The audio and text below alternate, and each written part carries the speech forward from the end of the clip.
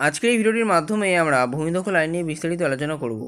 যদি কেউ আপনার জমি জোর করে দখল করে নেয় সেই ক্ষেত্রে আপনি কী করবেন, এবং আপনি যদি কারোর জমি দখল করে থাকেন সেই ক্ষেত্রে আপনার কী করণীয়। সর্বপ্রথমে 1 নম্বর, যদি আপনার জমি গায়ের জোরে বা যে কোনো উপায়ে কেউ দখল করে নেয় এবং সেখানে যদি কেউ বাড়িঘর নির্মাণ করে, সেই ক্ষেত্রে আপনাকে সেই জমিটি উদ্ধারের জন্য সেই ব্যক্তির নামে মামলা করতে হবে। আপনারা মোবাইল স্ক্রিনে একটি ভূমি দখলের মামলার অ্যাপ্লিকেশান পিটিশন দেখতে পাচ্ছেন। আপনি যদি কলকাতা, দক্ষিণ 24 পরগনা, হাওড়া, বারাসাত, ব্যারাকপুর এই সমস্ত এলাকায় বসবাস করেন, তাহলে ভূমি দখলের মামলার জন্য আপনি আমার সাথে যোগাযোগ করতে পারেন। আমার মোবাইল নাম্বার হলো 9832941619। অফিস অ্যাড্রেস হলো আলিপুর জাজেস court, Kolkata. Alipur, Sealdah city civil court এবং হাওড়া, বারাসাত, ব্যারাকপুর সমস্ত কোর্টে ভূমি দখলের মামলা করা হয়।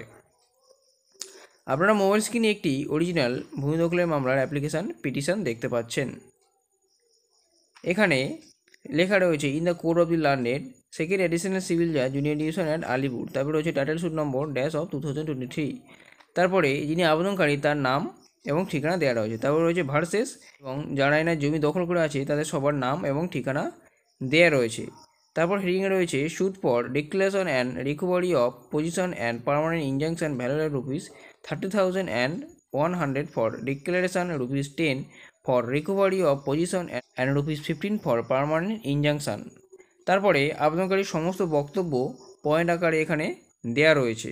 আর আপনি যদি কারোর জমি দীর্ঘ 12 বছর ধরে দখল করে থাকেন এবং সেখানে বাড়ি নির্মাণ করে যদি বসবাস করেন, এবং জায়গার বর্তমান মালিক যদি দীর্ঘ 12 বছর ধরে আপনার বিরুদ্ধে কোনো স্টেপ না নেয়, অথবা জমির বর্তমান মালিক যদি জায়গাটা নিতে না চায়, অথবা জমির কোনো মালিক না থাকে, সেই ক্ষেত্রে আপনি সিভিল কোর্টে মামলা করে দখলকৃত জায়গাটা নিজের নামে করতে পারেন। এই কন্ডিশনকে অ্যাডভান্স পজিশন বলা হয়। ভূমি দখলের মামলার জন্য ডকুমেন্টস হিসেবে লাগবে যিনি মামলা করছেন তার আধার কার্ডের জেরক্স কপি, যাদের নামে মামলা হবে তাদের নাম এবং ঠিকানা, এবং যেই জায়গাটা নিয়ে মামলা হবে সেই জায়গার দলিল অথবা পর্চা।